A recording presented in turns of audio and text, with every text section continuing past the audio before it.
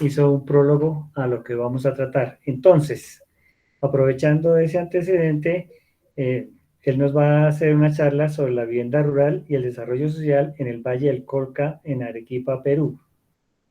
Debemos recordar que este proyecto fue galardonado en las Bienales Panamericanas de Arquitectura de Quito de 2012 y 2014.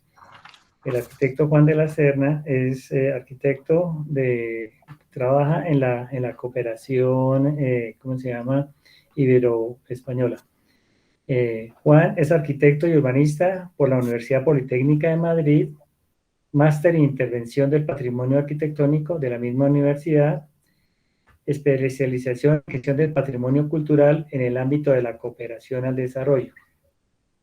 Desde 1993 forma parte del equipo de expertos del programa Patrimonio para el Desarrollo de la Agencia Española de Cooperación Internacional para el Desarrollo, siendo responsable en Perú y en Guatemala de los proyectos de cooperación en conservación y gestión del patrimonio cultural como recurso para el desarrollo. En el Perú ha dirigido la restauración de la sacristía del convento de San Francisco en Lima, la casona de San Marcos en Lima, entre otras obras, y la rehabilitación de los campos del barrio del Solar en Arequipa, que nos había dado con anterioridad una charla, y los planes maestros de los centros históricos de Arequipa, Cajamarca, Cusco y Huamanga, entre otros. Entonces, Juan, quedamos en sus comentarios y textos sobre lo que nos vas a comentar. La mecánica, 45 minutos tuyos y 15 minutos de preguntas y del auditorio. Tienes la palabra. Venga, yo voy a hacer una pequeña presentación, voy a ver si entra. A ver.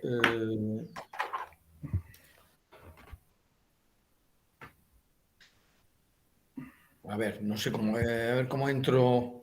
Pues mira, tengo un problema para entrar. A ver, con. Una ventana. Aquí está.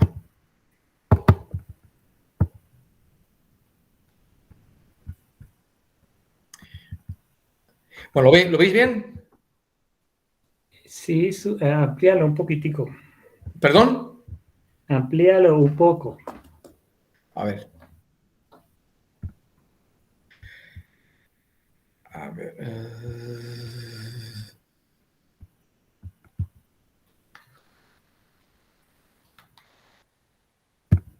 Ahí está, ¿no? Correcto, dale. Perfecto.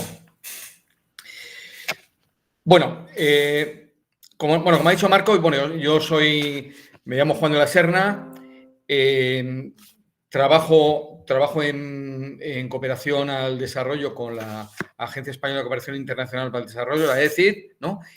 Y bueno, voy a presentar un proyecto vinculado con vivienda rural que hemos desarrollado en Perú, concretamente en el Valle del Colca. A ver si luego da tiempo a lo mejor de hacer algunos comentarios, porque sobre todo de la parte institucional, pero bueno, voy a empezar ya con intentar de ubicar dónde está el Valle del Colca, ¿no? El Valle del Colca es un valle interandino, vemos ahí vemos el mapa, es un valle que está en la zona sur del Perú y está en un tramo del río Colca, un tramo de 120 kilómetros. A lo largo de estos 120 kilómetros tenemos 17 pueblos pequeñitos y estos pueblos se desarrollan a lo largo del río Colca. El pueblito más alto está a una altura de 3.800 metros. Siballo aparece en la parte superior a la izquierda. Tisco está un poquito más alto todavía. Y en la parte y Cabanaconde es un pueblito que está a 3.300 metros de altura sobre el nivel del mar. Quiere decir que son pueblos en una altura considerable y unas condiciones extremas, tanto a nivel de altura como a nivel climático, ¿no? Esta es una foto de uno de los tramos del Valle del Colca y donde vemos, pues eso, cómo el territorio, para poder ser habitado, ha sido moldeado, moldeado por distintas culturas que han vivido y se han desarrollado en el Colca, tratando de generar en las laderas del valle, pues tierras de cultivo y aprovechar de alguna forma también el agua del río Colca para el riego. Esto, el Valle del Colca, de alguna forma es una grieta creada por el río Colca en el medio del altiplano. Quiere decir que fuera del valle estamos en unas alturas superiores a los 4.500 y, por tanto, clima súper extremo. Entonces, el Valle del Colca es un valle que, gracias a estar ahí protegido por las laderas del valle, pues bueno, tiene una climatología mucho más benigna. Y bueno, esta transformación del hombre para hacer aprovechable estas laderas, el clima benigno de este valle y el agua, pues de alguna forma ha configurado un paisaje cultural, donde se suman lo físico, pero también la historia material que está vinculada con el territorio. Esta historia material, pues bueno, es el patrimonio cultural material, que aquí que tenemos pues todo un incontable número de arquitectura civil, arquitectura religiosa, sitios arqueológicos, y luego también pues el patrimonio mueble, que son los bienes culturales que albergan pues muchos de estos edificios históricos y edificios patrimoniales. Además, sumado a todo esto, pues el Valle del Colca tiene también un importantísimo patrimonio inmaterial, que se refleja pues en todos los pues vemos los usos tradicionales del campo, la producción agrícola, la producción textil, los ritos, las ceremonias, las fiestas, ¿no? Y es también una fuente inagotable de descubrimientos, porque mucho de este patrimonio inmaterial todavía está en proceso de ser recuperado. También hay que decir que bueno, un patrimonio declarado hace muy poco patrimonio inmaterial de la humanidad fue la danza del Huititi, que en el 2015 fue reconocida por UNESCO. Bueno, en ese espacio tenemos pues, unas condiciones socioeconómicas y luego también una situación institucional que de alguna forma han sido freno para el desarrollo de la región, del área. Lo más importante para señalar, pues como tenéis el cuadro y la presentación también os la vais a quedar también, bueno, lo más destacable es que es una zona de extrema pobreza. Es una zona con muy poca población. La población actual no tiene que ver nada con la que tuvo en las épocas gloriosas del Valle del Colca. Hay que decir que Colca en quechua, es almacén, depósito. Entonces, el Colca era de alguna forma el depósito, el almacén, el granero de todo el área surandina, ¿no? Porque se producía muchísimo maíz, muchísima papa, ¿no? Y tenía una población importante que con los años se ha ido cada vez menguando hasta la situación actual. Desde el punto de vista institucional, pues bueno, es un territorio que ha estado muy alejado por las carreteras, por todo, de Arequipa, que es la capital de la región, y mucho más de la capital, Lima.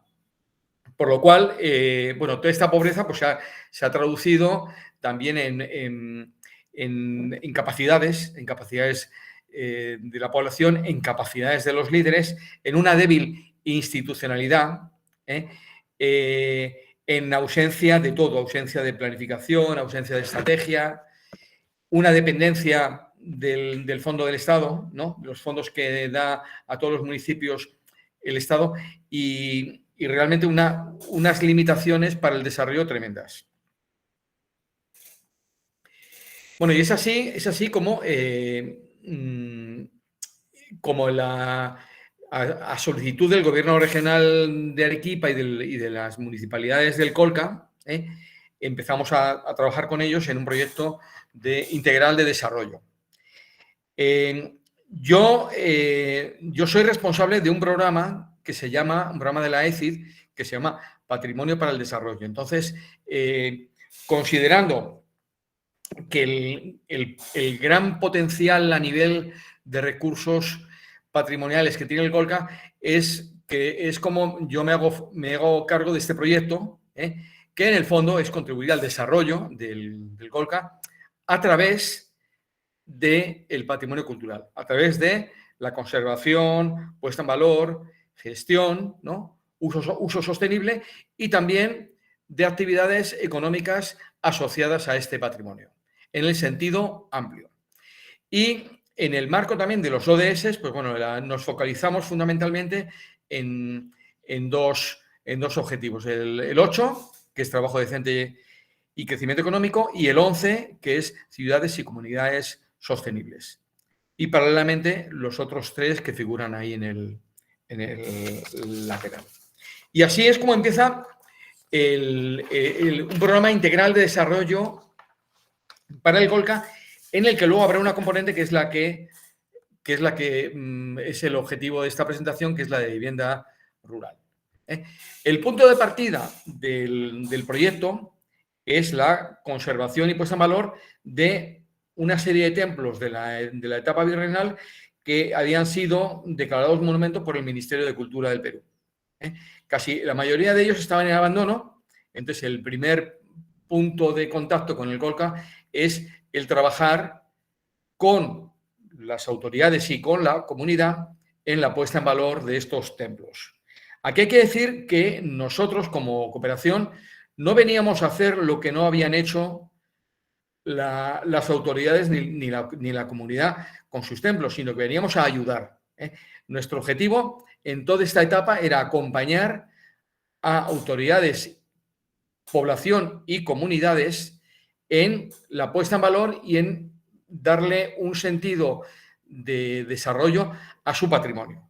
Quiere decir que nosotros en realidad, por ejemplo, para trabajar, este es el templo de Maca, para trabajar en Maca, lo primero que hubo que hacer es hablar con las autoridades y con la comunidad, ver si estaban dispuestos a empujar también ellos este proyecto, porque no venía una fuerza externa a hacerlo, veníamos a trabajar con ellos y que este proyecto fuera el desencadenante o el catalizador de otra serie de proyectos para la comunidad. Bueno, y así fue en cada uno de los 17 templos. El templo del templo pues se pasó al espacio público, se pasó a locales comunitarios y luego también en la medida que había municipios distritales que estaban por la labor de generar un pequeño nivel de planeamiento para su pueblito, trabajamos también el planeamiento urbano en el marco de un documento previo que habíamos generado de acondicionamiento del territorio. Luego hay que, también debo resaltar que una herramienta muy importante, o sea, que hubo que crear, es la escuela taller. Cuando el proyecto llevaba ya pues 10 años de ejecución, la capacitación, que siempre ha sido un factor constante en este proyecto, porque realmente la única forma de generar cambios es a través de la capacitación de la población local. Capacitación para restaurar su templo, capacitación para restaurar sus bienes muebles, capacitación para mejora de la agricultura local. Entonces, bueno, la capacitación que hacíamos en el marco de los proyectos era insuficiente para atender todas las necesidades de capacitación que existían en el valle. Por lo cual, en una de estas consultorías de evaluación, pues lo que identificaron es que necesitábamos algo mucho más fuerte para poder incidir en mayor grado en la generación de empleo a través de la capacitación de los jóvenes. Había que decir que ya existía un turismo incipiente y los beneficiarios de los empleos que se generaban en el sector turismo no eran los jóvenes del Colca, eran jóvenes de Arequipa o jóvenes de Lima, que estaban mejor preparados y al final era mucho más rentable para el propietario del hotel o de la cadena de hoteles o del establecimiento de restaurante, lo que sea, era más rentable traer gente de fuera que capacitar a los locales. Entonces, ahí asumimos a través de este proyecto la capacitación en todos los ámbitos vinculados con el patrimonio cultural y también con actividades turísticas asociadas al patrimonio. Dentro de este patrimonio, pues también era importantísimo algo que no siempre está declarado por los ministerios de Cultura, que es el contexto de arquitectura tradicional y el contexto de arquitectura alrededor del patrimonio declarado. Los pueblitos tenían un valor muy importante y existían viviendas también con unas características propias de cada sitio, que se encontraban en un proceso casi de abandono y de pérdida por digamos, la incapacidad de intervenirlas, por la pérdida también del conocimiento en torno a la arquitectura tradicional. Entonces, así es como empezamos, de alguna forma, al entender que era importantísimo la vivienda en el marco de la conservación del patrimonio y que además la vivienda era el problema más grave que teníamos que atender, dado que afectaba directamente a muchas familias. Viviendas que eran en muchos casos precarias, sin servicios básicos, y que en cierta medida también había que entender porque representaban, pues, un valor importante dentro de este concepto de paisaje cultural. Por otro lado, la falta de, diríamos, de institucionalidad, de capacidad de fiscalización, de acompañar procesos de renovación urbana de los pueblitos, pues trajo como consecuencia, pues, esta arquitectura que rompe absolutamente con los modelos a escala que tenían estos 17 pueblos del Colca, y con lo cual, pues, también nos obliga mucho más a incidir en este esfuerzo por recuperar la arquitectura tradicional y, a través de esta arquitectura, devolver de alguna forma las características tradicionales al paisaje urbano y al paisaje rural. Bueno, aquí vemos un poco en un pueblito que este es el pueblo de Siballo, que está en la parte alta, que se ha conservado realmente sus características urbanísticas y arquitectónicas, ¿no? No es el caso de algunos otros pueblos que ya han sufrido muchísimas alteraciones, pero bueno, esto de alguna forma era lo que intentaba hacer el proyecto. Primero, ayudar a las familias que vivían en condiciones precarias en una vivienda con una tipología probablemente tradicional, ayudarles también a mejorar los servicios, a mejorar la calidad de vida, y simultáneamente, pues, también contribuir a la conservación de estos pueblitos que habían sido declarados también patrimonio por el Ministerio de Cultura. Antes de empezar el tema de la vivienda, lo que hicimos, bueno, vamos a ver o sea, la intención de meternos en vivienda consensuada con los alcaldes, era también de ver la forma de sumar al Ministerio de Vivienda en un programa de vivienda rural que fuera también compatible con los valores de la arquitectura tradicional y también con los valores culturales de las comunidades, ¿no? Entonces, el punto de partida fue analizar los distintos programas de vivienda y ver si había un programa que se adecuaba o que se pudiera adecuar a estas demandas en zonas rurales. Y bueno, lo que descubrimos es que no había nada, no existía nada. La visión rural era igual a la visión urbana, y el único programa que tenía algún elemento, digamos, rescatable era el programa Techo Propio. Y específicamente el techo propio cuando el modelo de construcción era en sitio propio, cuando la construcción se hacía en un terreno propio, que era el caso del Colca. En el Colca casi todos los pobladores tenían un terreno propio y es donde vivían, entonces era la oportunidad también de implementar este programa. El programa de techo propio, lo veis ahí, o sea, implica un área máxima techada de 35 metros cuadrados y un programa mínimo de un comedor, sala, una cocina, 2 dormitorios y un servicio higiénico.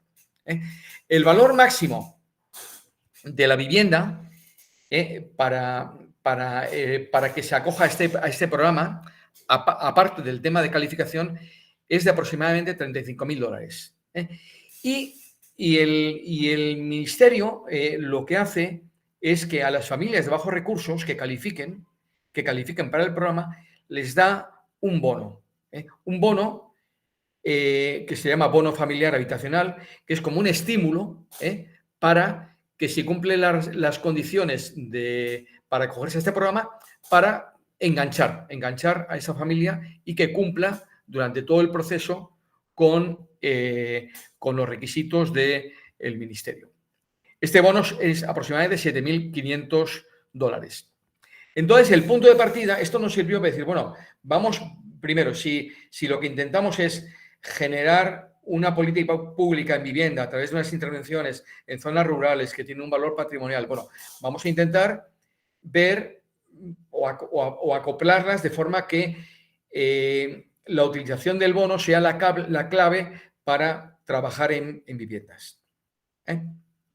Entonces, ahí está de alguna forma un punto clave, que es decir, nosotros vamos a tratar de generalizar las intervenciones en vivienda partiendo de la hipótesis de que hay un bono inferior al máximo que otorga el Ministerio de Vivienda y que este bono va a poder ser implementado como la clave de este programa en la medida que el Ministerio de Vivienda lo haga suyo. El programa, antes comentaba lo del tema de la capacitación. También hay definiciones de pobreza como falta de capacidades. Bueno, nosotros la capacitación era un tema importantísimo a todos los niveles. Y el programa de vivienda rural y desarrollo social lo concebimos como un programa donde iba a haber o debería haber 3 claves, ¿no? Para poder ser rentable y para poder tener continuidad. Y además la sostenibilidad social que estaba en la propia comunidad. Primero, es un programa de autoconstrucción asistida. El segundo punto es que es un proyecto en el que se busca dar productividad de vivienda.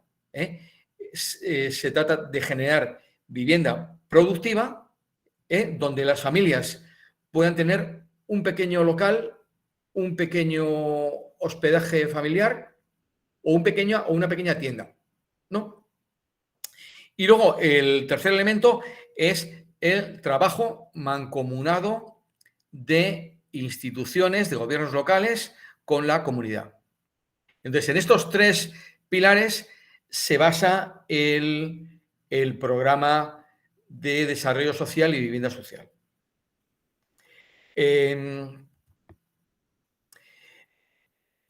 Aquí tenemos los objetivos. De alguna forma es una vivienda digna para familias de bajos recursos, bajo este modelo de autoconstrucción asistida. Seguir los parámetros del programa Techo Propio del Ministerio de Vivienda y dotar, mejorar o ampliar la vivienda en 35 metros, dotándola de esos requisitos. Conservar las tipologías constructivas tradicionales, incorporando mejoras, que eso también da pie, de alguna forma, a la capacitación en los oficios tradicionales, que en muchos casos se habían perdido. Impulsar, lo que comentaba antes, la vivienda productiva con un ambiente destinado a taller, tienda, turismo vivencial, para mejorar, para complementar los ingresos de la familia. Y de alguna forma también contribuir mediante la reincorporación de la arquitectura tradicional, pues esa arquitectura amorfa traída de las ciudades no controlada que contribuía a la pérdida del valor cultural y paisajístico del Colca.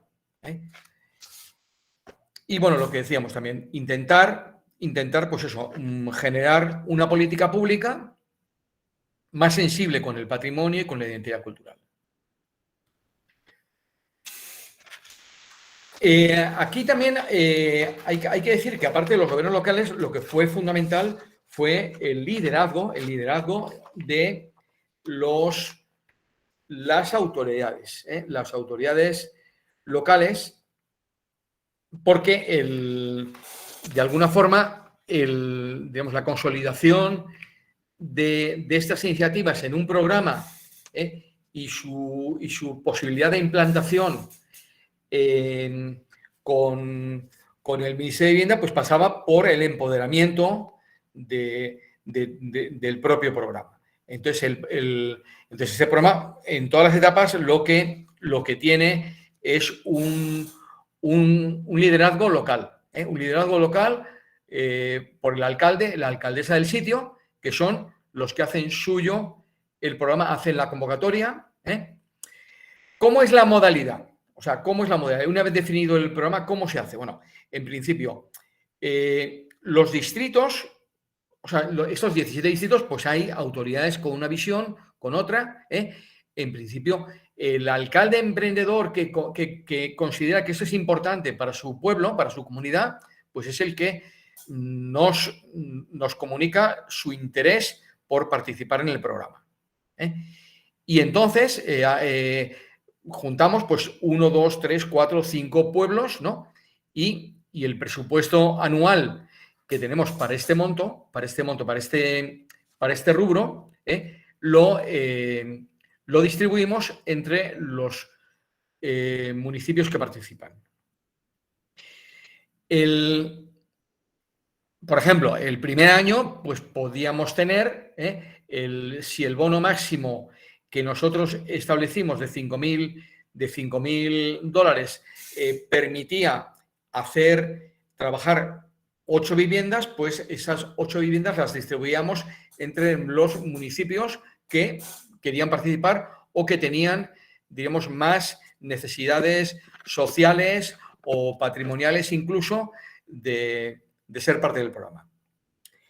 El programa parte de una convocatoria que hace el municipio. El municipio hace la convocatoria a las familias del distrito y nosotros acompañamos al alcalde en esta convocatoria. Y simultáneamente, en la medida que hay familias que quieren acogerse al proyecto, lo que hacemos es el acompañamiento a las familias en la postulación. De esta forma, logramos tener un número de postulaciones que luego van a concursar en cada distrito y serán los futuros candidatos a ser parte del programa. Una vez que se tienen las postulaciones, se establece un equipo evaluador de las postulaciones, donde a veces, aparte está el municipio distrital, hay participación, a veces, en la medida que quiera participar, de la municipalidad provincial, participamos nosotros como cooperación, pero también participan ONGs locales o algún ministerio que tiene que ver con desarrollo local, y en función del criterio común de todos nosotros, se adjudican estos bonos o estos apoyos para vivienda rural. Una vez que se seleccionan las familias, bueno, el primer paso es la firma de un convenio. Las reglas inicialmente están muy claras.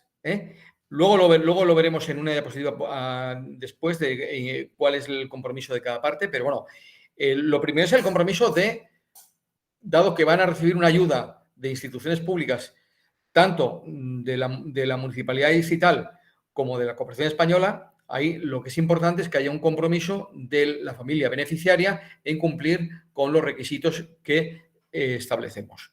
Ahí vemos 2 cabezas de familia con el alcalde ahí firmando el documento de inicio de los trabajos.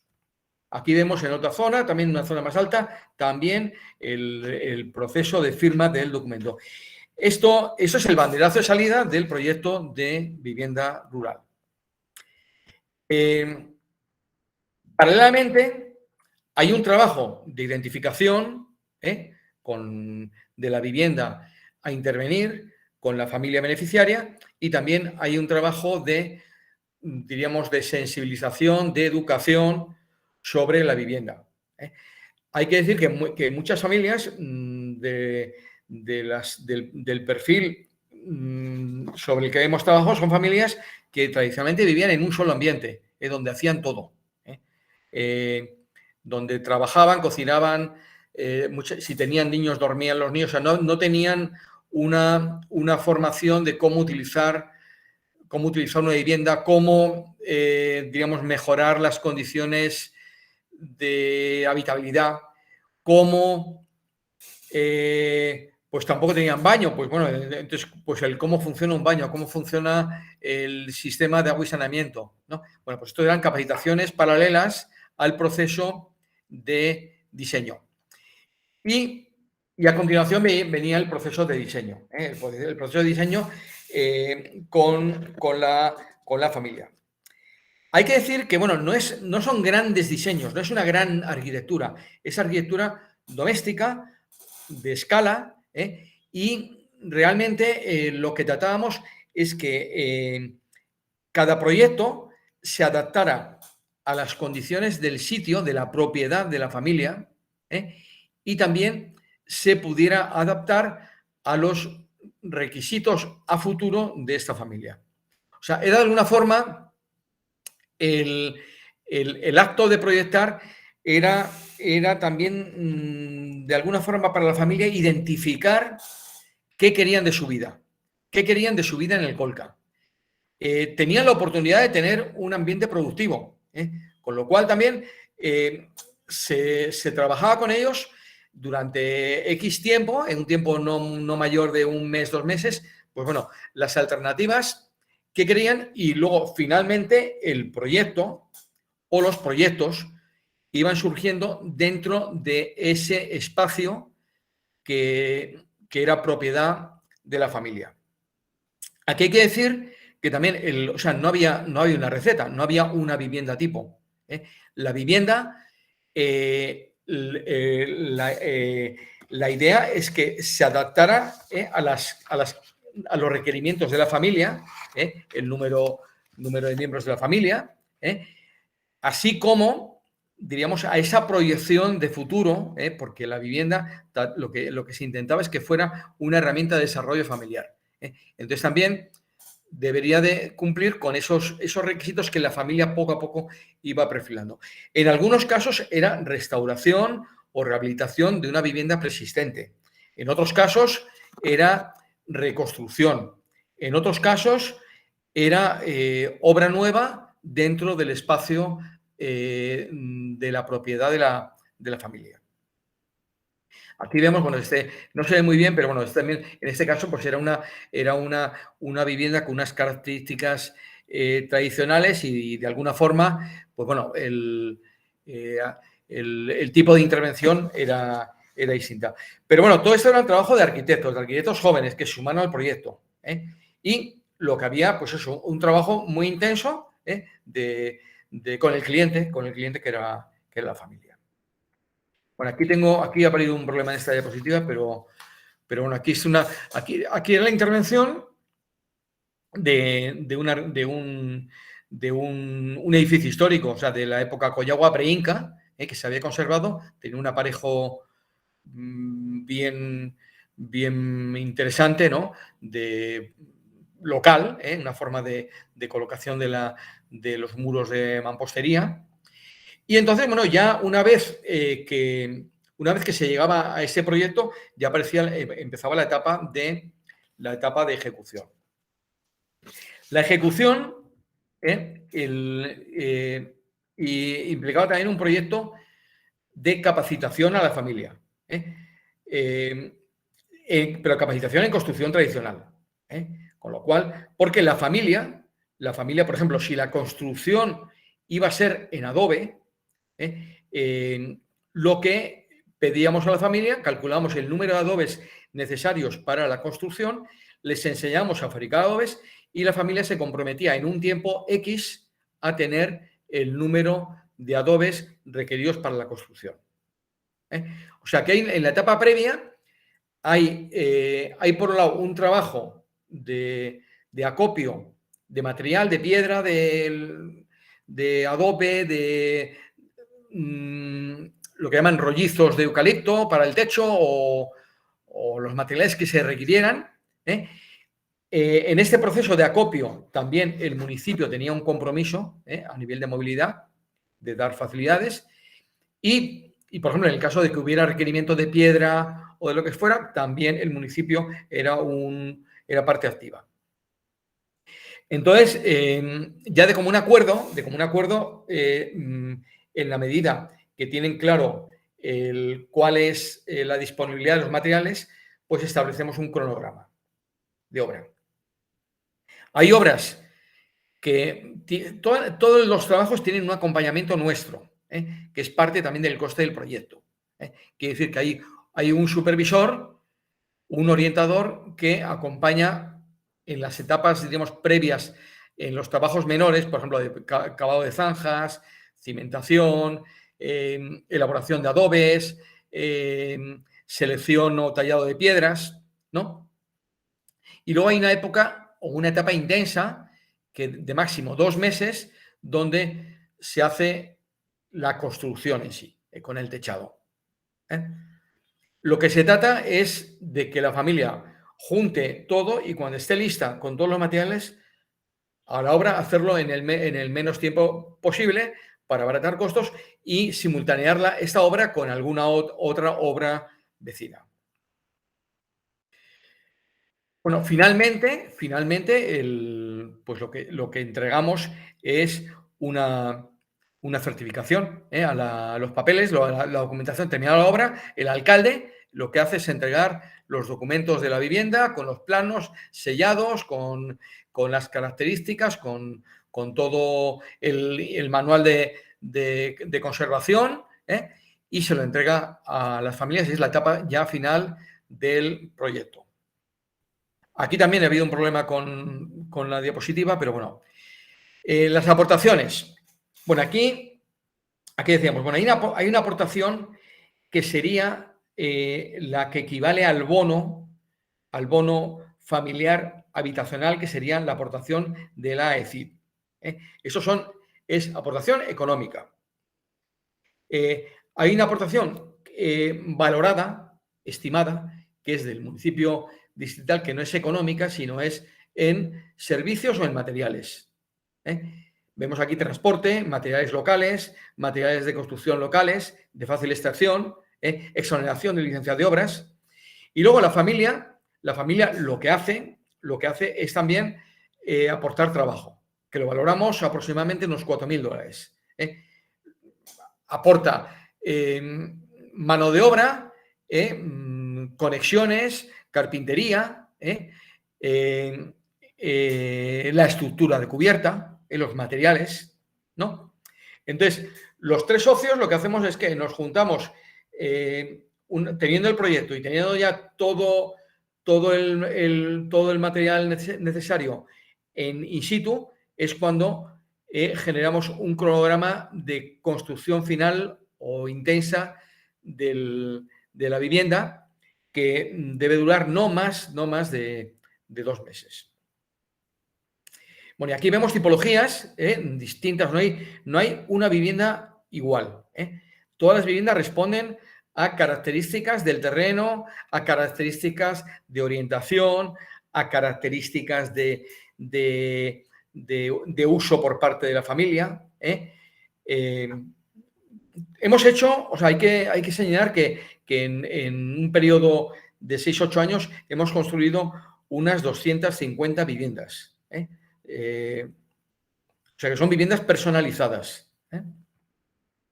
Digamos, distintas viviendas. Aquí tenemos también otro, ¿no? Y depende también, depende de la ubicación. Hay sitios, hay pueblos donde abunda la piedra como material y la arquitectura local es de piedra. Hay pueblos donde no abunda ese material y por el contrario, pues tienen buena tierra y ha habido arquitectura en tierra, ¿no? Entonces también aparte del diseño, las características de cada vivienda tienen que ver con el sitio y también con la ubicación, con la topografía, en fin. Finalmente, bueno, los beneficiarios son las familias. Las familias, además, lo que ocurre es que hay un empoderamiento no solo de la vivienda, porque ellos la han construido, sino también de la cultura local. El trabajar ese tipo de vivienda con raíces, lo que ayuda también es al afirmamiento a nivel identitario de todas estas familias. Aquí vemos, bueno, decía, en muchos casos, pues bueno, el ambiente productivo pues ha sido destinado para turismo rural comunitario, para turismo vivencial. Hay pueblitos donde ha habido una gran demanda de familias de destinar el local productivo a turismo rural comunitario. Pero también hay que decir que muchas veces el proyecto que nos comprometíamos nosotros a hacer era un proyecto de mayor envergadura que los 35 metros cuadrados que nos comprometíamos nosotros a apoyar. Entonces, ¿qué ocurre? Que hay familias que han llamado, o sea, en vez de 35 metros cuadrados, lo que han hecho es un proyecto de 60 metros. Y lo que han hecho es llamar a miembros de la familia o a vecinos para participar en los trabajos como trabajo colectivo. Esta es una imagen que, bueno, resume de alguna forma las características del proyecto, lo de aprender haciendo, lo de la autoconstrucción asistida, las familias, pues, se les da los conocimientos para que puedan construir su casa. Una casa segura, una casa confortable, con innovaciones tanto a nivel climático como a nivel de seguridad, a nivel de sismoresistente. Y esta es pues una imagen final de esto también es Siballo, donde ha habido, creo que hemos intervenido más de 30 viviendas y el pueblo de alguna forma se ha consolidado con este tipo de vivienda. De hecho, uno de los anteriores alcaldes creó una ordenanza por la cual él implantaba este modelo de construcción obligatorio. Techo de ichu y muros con mampostería de piedra. Entonces, gracias a la iniciativa que se hizo a nivel vivienda rural y gracias a que se consolidaron varias viviendas en este pueblo, pues al final esto se tradujo en una normativa que lo que ha hecho es ayudar de alguna forma a consolidar la recuperación de este pueblo como un pueblo bonito. También sabéis que hay en distintos países hay, diríamos, una especie de catálogo de pueblos con encanto, pueblos mágicos. Bueno, pues este es uno de los pueblos bonitos gracias, de alguna forma, al trabajo realizado con el programa de vivienda rural y desarrollo social. Y creo que con esto he ido demasiado rápido, pero creo que aquí ya me he quedado. Bueno, arquitecto Juan de la Serna, muchas gracias por la charla. Ahora damos paso al auditorio, a las personas que quieran hacer preguntas o, ¿cómo se llama? O dudas sobre lo que nos acaba de plantear Juan. Las pueden hacer por el chat si les parece, o pueden abrir el micrófono y también presentarlas.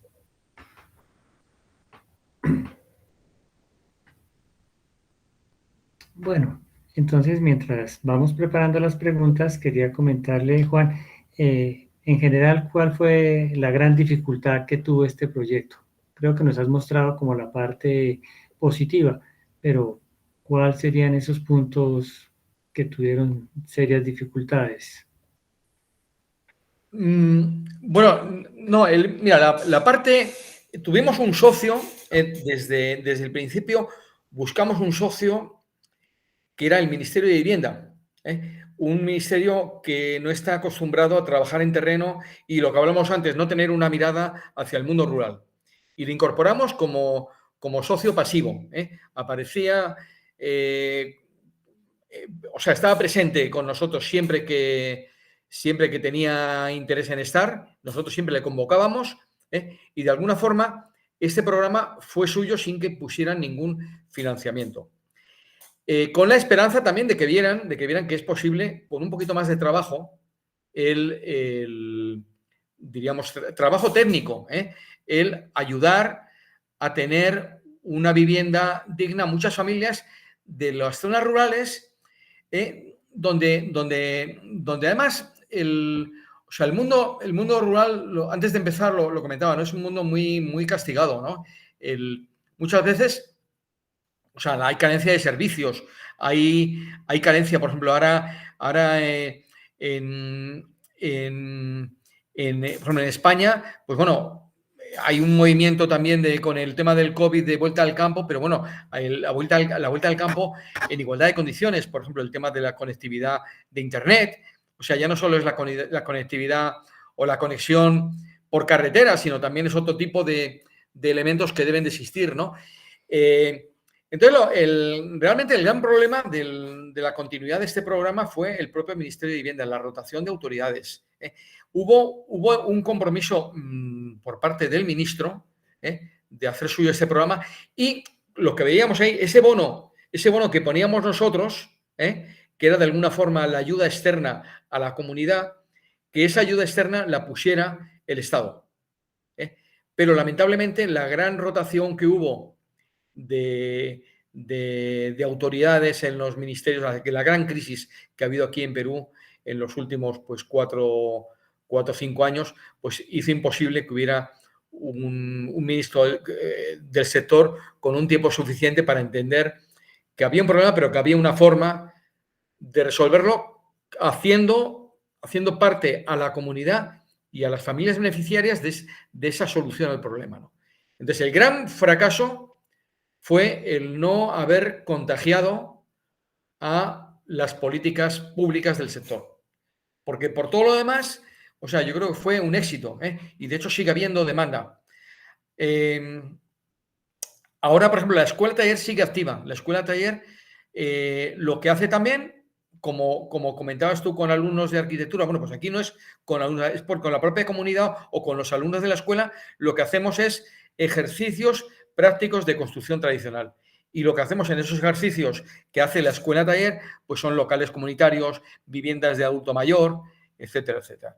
O sea que yo creo que el programa ha seguido y ha tenido mucha demanda y sigue teniendo demanda, pero el tema es que las instituciones locales no tienen capacidad económica para financiarlo. Entonces hay que buscar un factor o un financiador externo.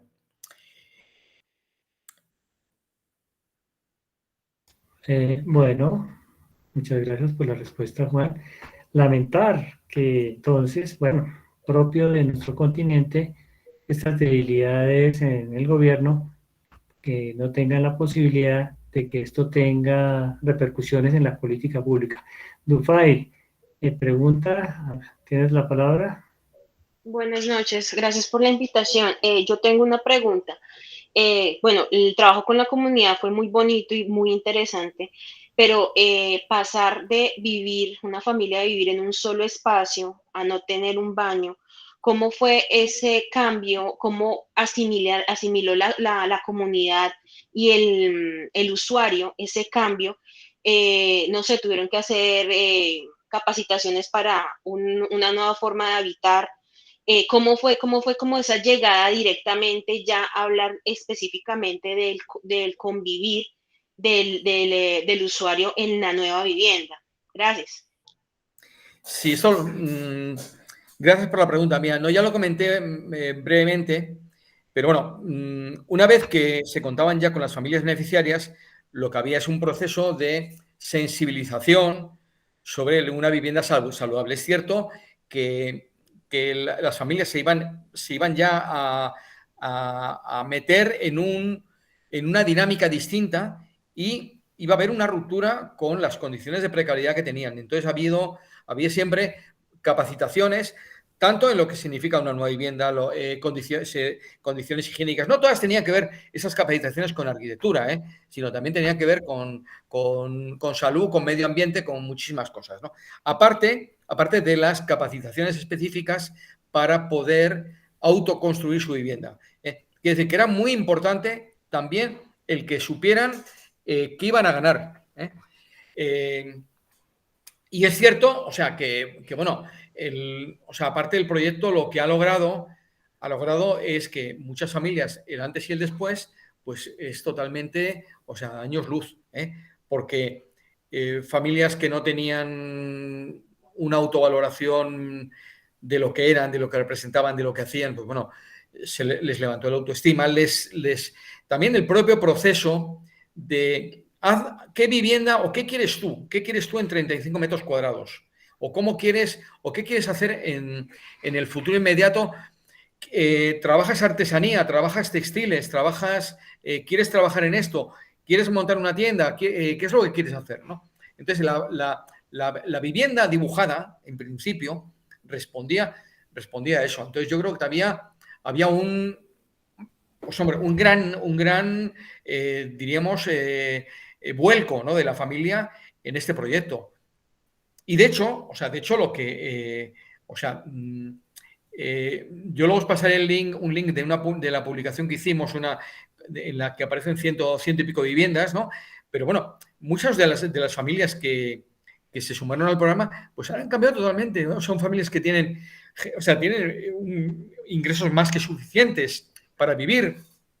Antes había familias que generaban, pues a lo mejor de $800 al año como mucho, porque se dedicaban a agricultura de subsistencia, que no podían tampoco comercializar los excedentes fuera, ¿no?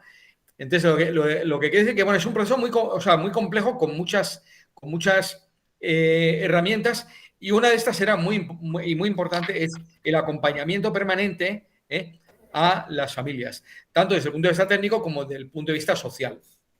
Y esto también era el que se ocupaba de alguna forma de liderar esto, era la autoridad local, o sea, el alcalde del distrito. Gracias, Juan, por la respuesta. Gracias, Dufay. El profesor Camilo Muñoz hace la siguiente pregunta. Buenas tardes, gracias por la presentación. ¿Se trabajaron las técnicas tradicionales de construcción previa capacitación combinadas con las técnicas actuales, o se trataba de recuperar rigurosamente los aspectos patrimoniales de la vivienda, incluido el proceso constructivo? Sí, bueno, se hizo un poco de todo. Es cierto, bueno, durante la obra, durante lo que decía yo, la etapa intensa, en la etapa intensa de ejecución, que era a lo mejor levantar muros, techar, construir las armaduras, carpintería. Bueno, en la etapa intensa lo que tenían es un especialista, un obrero calificado, un maestro de construcción, que acompañaba a la familia todos los días, mañana, tarde y noche.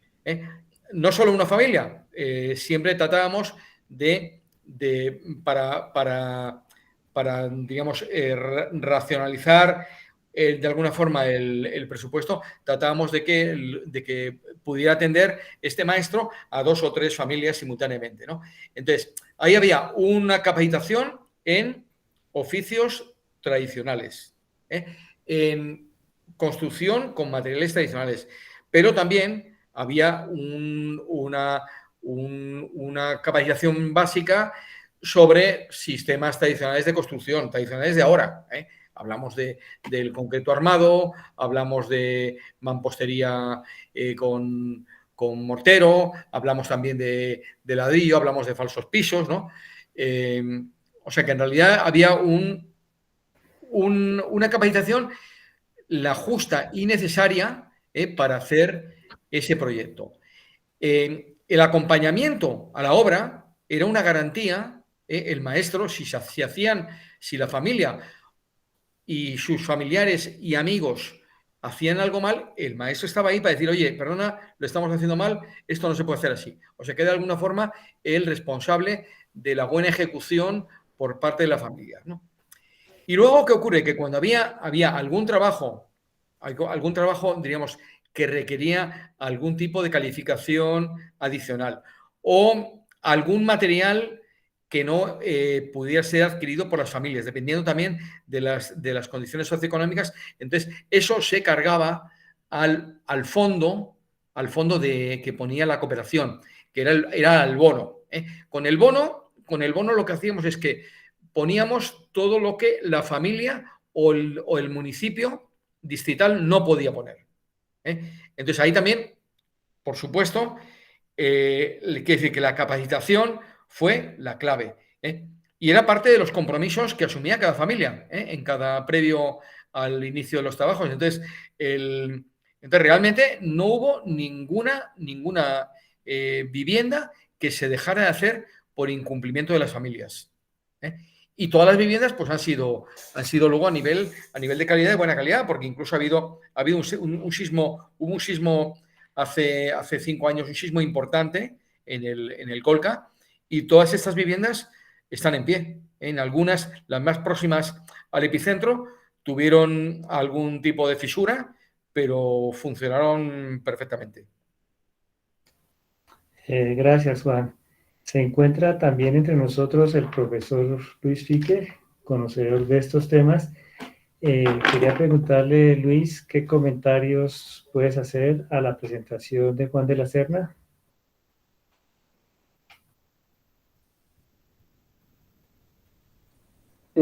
Disculpen, yo no levanté la mano ni escribí en el chat por falta de pericia en estas cosas. Pero sí tengo una pregunta para Juan, que tiene que ver nuevamente con un elemento que parece importante a mi manera de ver, que es los recursos que se manejan en la gestión de estos programas. Entendí que por alguna norma que establecieron, la vivienda no podía costar más de $35,000 y que un recurso, tampoco entendí proveniente de dónde, pero pues no importa, que le dan a las familias es el bono de $7,500, es decir, el 20% de lo que podría costar la vivienda. El resto de los recursos, ¿de dónde salían? Vamos a ver, sí.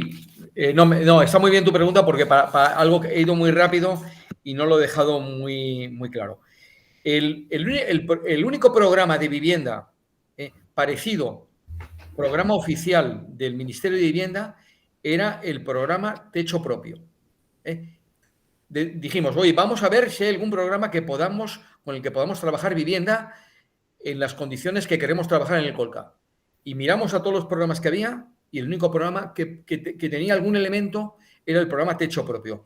Y el programa Techo Propio del Ministerio de Vivienda establecía unas condiciones primero de los beneficiarios, que en ningún caso en el Colca no se cumplían. Unas condiciones yo creo que eran demasiado altas. Hay que tener en cuenta que era un programa de subsidio de ayuda a vivienda de familias de bajos recursos, ¿no? Entonces, el programa este establece 35 metros cuadrados, un monto máximo del coste de vivienda de $35,000, un coste máximo. Quiere decir que eso es el tope. Y luego hay lo que llaman el bono familiar habitacional, que es un bono también de buen pagador o de buen ahorrador, que es el estímulo a las familias para que sean parte del programa y mejoren su vivienda, que es de aproximadamente los $7,500 que aparecía en el cuadro inicial. Quiere decir que, pero este programa Techo Propio, ¿qué ocurre? Que es un programa comercial. Es un programa en el que la ejecución de la obra no lo hace la familia. Es un programa que se hace a través de una cosa que llaman aquí entidades técnicas, que son empresas calificadas por el Ministerio de Vivienda. Entonces, como o sea, el gran problema, claro, vamos a hablar de otro, me va a pasar a otro tema a continuación, que es el éxito o la idoneidad de ese programa. Ese programa, en realidad, no serviría para hacer lo que queríamos en el Colca. Pero nosotros sí tomamos ese concepto de bono, de presupuesto total de la vivienda estimado, para que si este programa lo asumiera el Ministerio de Vivienda, pudiera establecer ya un bono. Y además, curiosamente, en las viviendas que hemos hecho, con el premio del Ministerio de Vivienda se construía la vivienda, porque los restos de aportes los hacía la Municipalidad Distrital y la familia. O sea, que era una vivienda súper rentable. Para aplicarlo en el Colca, dices. En el Colca. Ya. Sí. Entonces en el Colca básicamente es el monto, no sé si era el mismo monto del bono, más recursos que ponía el municipio, más algunos recursos de la familia. Sí, mira, el monto total que tengo yo estimado, o sea, la EFID ponía solo los $5.000 del bono, que lo llamábamos bono, era aporte de cooperación, pero este es digamos, el presupuesto o el aporte externo que necesitaba una familia para mejorar su vivienda. El municipio aportaba más o menos del orden de $1.500. Y la familia beneficiaria aportaba también del orden, esto es en general, $4.000. Quiere decir que la vivienda, el coste total de la vivienda, valorando la mano de obra familiar y el aporte de la institución, pues saldría del orden de unos $10.500. ¿Y las familias tenían esa capacidad de aporte? No aportaban, es que las familias lo que ponían es mano de obra. Esa era la valoración de la mano de obra. Claro. Ya. Bueno, sí, es que la pregunta iba porque cuando planteabas lo del programa del techo propio, lo asimilé inmediatamente y es completamente asimilable a nuestra única política de vivienda, y es que pues aquí primero que todo la vivienda rural está prácticamente olvidada.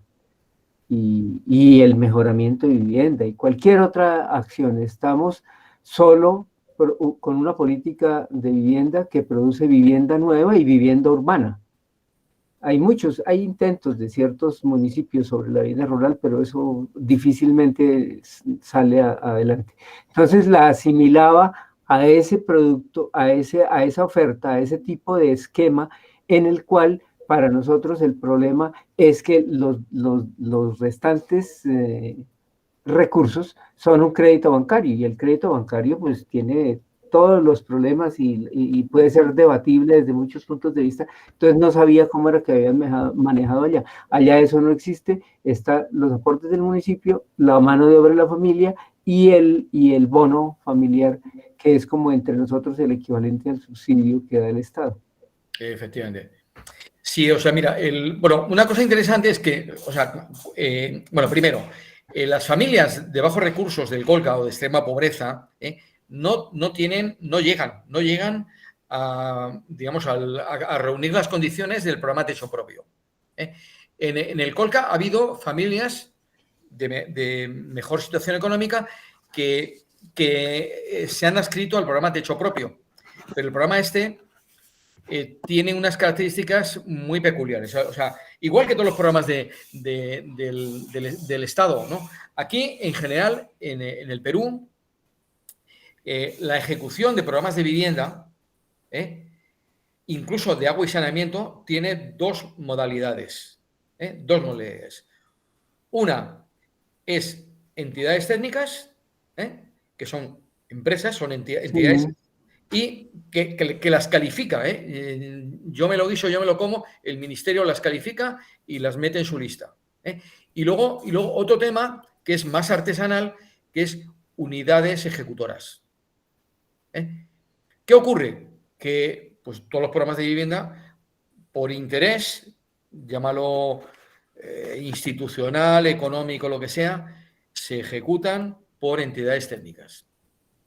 Y luego, ¿qué ocurre? Que el nivel más bajo, o sea, el auto más barato, el equivalente sería el techo propio. Con lo cual, el margen de utilidades que tienen las entidades técnicas es muy bajo. Entonces, ¿qué ocurre? Que además, o sea, primero, las entidades técnicas que acceden a trabajar en el Colca, las entidades técnicas suelen ser urbanas, no rurales. Lo que hacen es arquitectura o construcción de muy baja calidad y subcontratan mano de obra barata local. Con lo cual, los resultados es un proyecto mínimo en base ya a un modelo preestablecido de arquitectura que no tiene que ver nada con el sitio y luego, además, lo que determina el costo es el margen de ganancia de estas entidades técnicas. Entonces, en general, son programas que no tienen gran acogida en zonas rurales. Por eso también la necesidad de una mirada desde lo propio, que bajo la modalidad también de núcleos ejecutores, porque esto en realidad es un núcleo ejecutor, lo que hemos inventado en la modalidad que es un núcleo ejecutor. El municipio distrital lidera la operación, da la licencia, aporta materiales, coordina con la familia y en el caso de si este programa fuera un programa oficial, pues el bono lo recibiría la municipalidad y lo gestionaría de común acuerdo con la familia, supervisado por el ministerio. O sea que de alguna forma hemos replicado ese modelo de un modelo mucho más próximo, pero el modelo de unidad ejecutora. Por ejemplo, aquí en Perú el modelo que sí tiene éxito a nivel de unidad ejecutora es el de agua y saneamiento. En comunidades muy alejadas parece lógico que sea la propia comunidad la que haga los trabajos, ¿no? Con lo cual generas empleo, ¿no? Y aparte, claro, todo el tema de saneamiento es un tema muy complejo y en distancias distantes, pues no es comercial para las empresas, ¿no? Entonces ahí tenemos un poco pues ese dilema, ¿no? Los programas tienen... Es más fácil hacer programas urbanos que programas rurales. La pobreza o la extrema pobreza es mucho mayor en zonas rurales que en zonas urbanas. En zonas urbanas existe, pero porcentualmente es más alta en las zonas rurales. Pero probablemente en número de viviendas o de familias en extrema pobreza, en las zonas urbanas también es más alto, no en porcentaje. Por ejemplo, en el Colca puede haber, ahora ha mejorado bastante el Colca en los últimos años, ahora puede haber un 30% de población en extrema pobreza y un 60% en población en condiciones de pobreza, ¿no? Yeah. Pero en número no son tantos, no son tantos votantes, o sea, son muy pocas familias, si tenemos en cuenta que hay distritos a lo mejor con 300 familias, con 500 familias. Entonces también aquí, el tema es la mirada del Estado hacia el territorio. Hay problemas que siempre son importantes atajar a nivel urbano, pero vamos, lo urbano siempre es un problema y siempre lo va a ser, pero el contrapunto, diríamos, a la expansión urbana es la descentralización rural, ¿no? El fijar población en buenas condiciones de vida, en una vivienda que sea la que ellos quieren, porque además tienen ya, las familias que viven en el campo tienen ya sus propiedades, son parte de una cultura, a veces venida menos, que muchas veces revalorada, pero muchas familias se quedarían, teniendo las herramientas que necesitan, se quedarían en las zonas rurales, ¿no? Lo cual sería, pues, de alguna forma importante, ¿no? Para estos procesos diríamos, sobre todo de migración interna, ¿no? De los países, ¿no? Sí, sí, con eso se entiende el desencanto que manifestabas hace un rato, y es que es un modelo de gestión que ha tenido logros, que sigue operando incluso, pues no se replique como política pública más ampliamente, porque definitivamente pues los intereses del Estado, de nuestros estados nacionales están en otro lado, ¿no? En las políticas como la del techo propio o como la nuestra, el subsidio familiar de vivienda para política urbana, que es la que produce actividad y rentabilidad económica. La intervención en vivienda rural no produce rentabilidad, y entonces por eso no interesa. Y por eso es el valor de esa experiencia que ustedes han tenido, que pues yo he conocido de diferentes maneras en otros lados, pero que lo que me llama la atención es que de alguna manera sobreviva en medio de esta radicalidad de nuestros estados en ejercer un neoliberalismo explícito, claro, sin dudas. Entonces me parece que por eso la pregunta inició por el lado de los recursos, porque de alguna manera ustedes como cooperación internacional plantearon el punto donde querían trabajar y los logros que querían tener, es decir, unas motivaciones diferentes a las que encontramos en los otros modos de gestión. Claro, nosotros el proyecto, o sea, el proyecto este macro, que hemos hecho muchas cosas, ¿no? En otros ámbitos, pero tenía una pata coja, era la vivienda. Había que entrar en vivienda, porque la vivienda es la que genera, pues, arraigo a las familias, el empoderamiento del patrimonio cultural, ¿no? Y el tema es que nosotros, en el fondo, lo que hemos hecho es poner el bono que podía haber puesto vivienda, pues lo hemos puesto nosotros como cooperación. Y todo esto con el acompañamiento del Ministerio. En un momento dado el Ministerio dijo, no, dejadme que ahora lo voy a poner yo el bono. La metodología que habéis aplicado, súper bien, dejadme a mí poner el bono y yo voy a hacer 100 viviendas. ¿Y qué ocurre? Se cayó ya. Se cayó el ministro y la memoria es bien débil, ¿no? Con lo cual, sería muy complicado, bueno, pero es una tarea pendiente que tenemos también, ¿no? El volver a posicionar este tipo de actuación. Y también muy importante en cuanto a la arquitectura. O sea, es un proyecto donde no hay 4 módulos del Ministerio o del programa Mi Vivienda o del programa Techo Propio. Es arquitectura hecha por arquitectos. Es arquitectura modesta, pero hecha por arquitectos jóvenes que atraídos por la mística de recuperar el patrimonio, por el campo o por el desarrollo profesional. Es gente joven que ha participado en cada uno de estos proyectos y que también han visto una oportunidad ahí de trabajar en contextos distintos a los que muchas veces nos enseñan, que la gran arquitectura a veces es urbana, ¿no? Es raro que haya miradas hacia lo rural en la arquitectura. Curiosamente, un proyecto de recuperación de espacios públicos que hicimos en el Colca ganó la Bienal de Arquitectura del Perú, del Colegio de Arquitectos, hace 8 años. Fue el único proyecto rural que ganó la Bienal. Todos los proyectos que ganan la Bienal de Arquitectura, lo que llaman el hexágono de oro, son proyectos urbanos y muchas veces vinculados con high-tech, con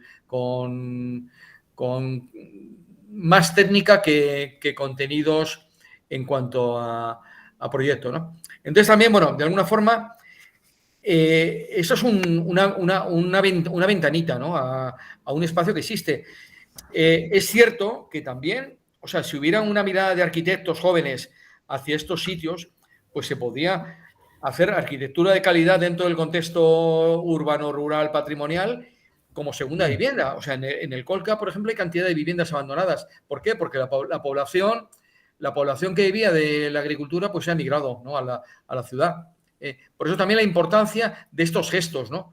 O sea, a lo mejor lo mismo que hablan de que se habla estamos ya en otro, no estamos fuera de la arquitectura, pero lo mismo que se habla de que a un médico o a un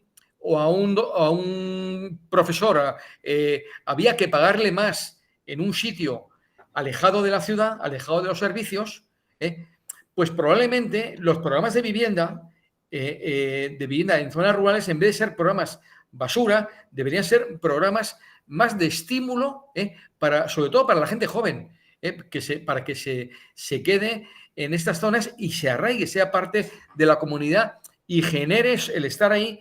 Es una forma también de generar desarrollo en la propia comunidad, generar participación. Gracias, Juan. Gracias, Luis Fernando. Última pregunta que nos hace José Hernando, que en parte ha sido contestada con las dos intervenciones.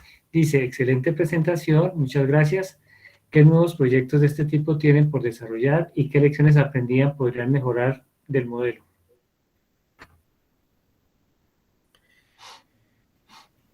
Bueno, el modelo como concepto, o sea, funciona en la medida, digo, es un proyecto de bajo presupuesto, pero en la medida que haya pobreza y haya familias que no tienen otro tipo de acceso a la vivienda, pues va a funcionar.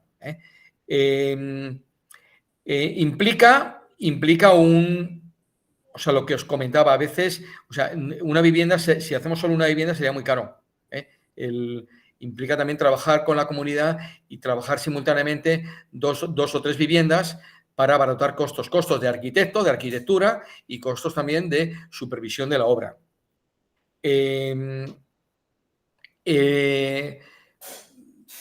Luego, bueno, es un proyecto que se sigue haciendo. Este modelo se sigue haciendo.